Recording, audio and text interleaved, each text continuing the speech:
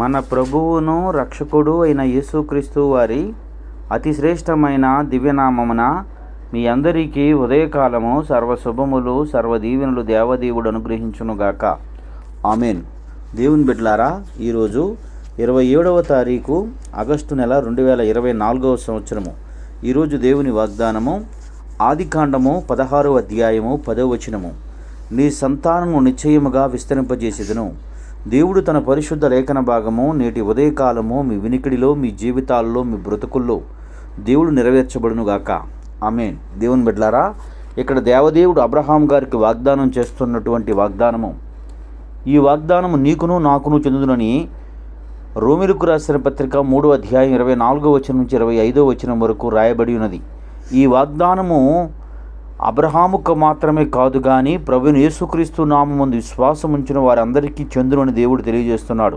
అయితే ప్రియ సహోదరి సహోదరులారా, ఈ వాగ్దానాన్ని మనం గమనించగలిగినట్లయితే ఎప్పుడు ఈ వాగ్దానం చేసి ఉన్నాడు దేవుడు అంటే, తనకు బిడ్డలు లేని సమయమందు, తనకు బిడ్డలు కలగనటువంటి సమయమందు దేవుడు తనతో చేసినటువంటి వాగ్దానం ఇది.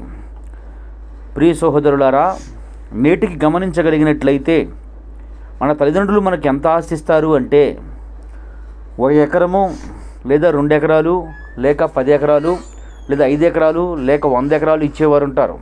కానీ దేవుడిచ్చే ఆశీర్వాదము, దేవుడిచ్చిన వాగ్దానం ఎంత ఘనమైనది అంటే, దేవుడు ఒక దేశాన్నే స్వాచ్ఛంగా ఇచ్చి ఉన్నాడు.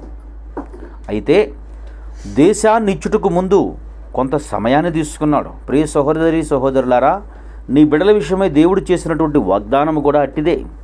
అయితే తొందరపాటు స్వభావమును కలిగి ఇంకా దేవుడు నాకు చేయుడని నీవు కృంగి నీరసించి విశ్వాసమందు తెలగవద్దని దేవుని సేవకునిగా ఈ ఉదయకాలమంది ఈ మాట తెలియజేస్తున్నాను. అబ్రహాం అయితే నమ్మేను, అది నీతిగా అతనికి ఎంచబడినని దేవుడు తెలియజేస్తున్నాడు దైవ గ్రంథమందు. ప్రియ సహోదరులారా, సహోదరి, దేవుడు నీకు ఇస్తానన్నటువంటి ఉద్యోగము 100% ఇస్తాడు. కొంత సమయం వెయిట్ చేయి.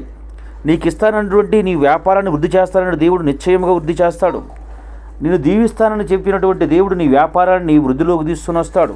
నీకు బిడ్డలను ఇస్తానని చెప్పిన దేవుడు నిశ్చయంగా నీకు ఇస్తాడు.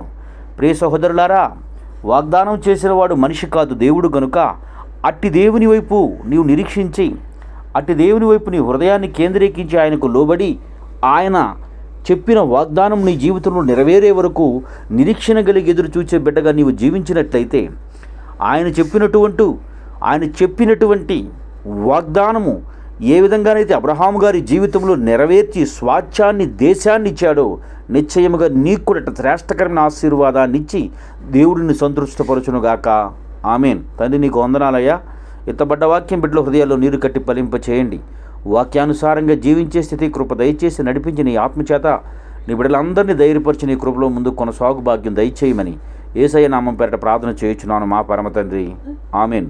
తండ్రి అయిన దేవుని ప్రేమయు, కుమారుడు యేసుక్రీస్తు వారి కృపయు, పరిశుద్ధాత్మ తండ్రి అన్యోన్య సహవాసం ఇప్పుడును ఎల్లప్పుడూ సన్నిధి సదాకాలం తోడండి ఎంబడించి నడిపించునుగాక. ఆమేన్. God bless you. దేవదేవుడు మిమ్ము దీవించి ఆశీర్వదించునుగాక. ఆమేన్.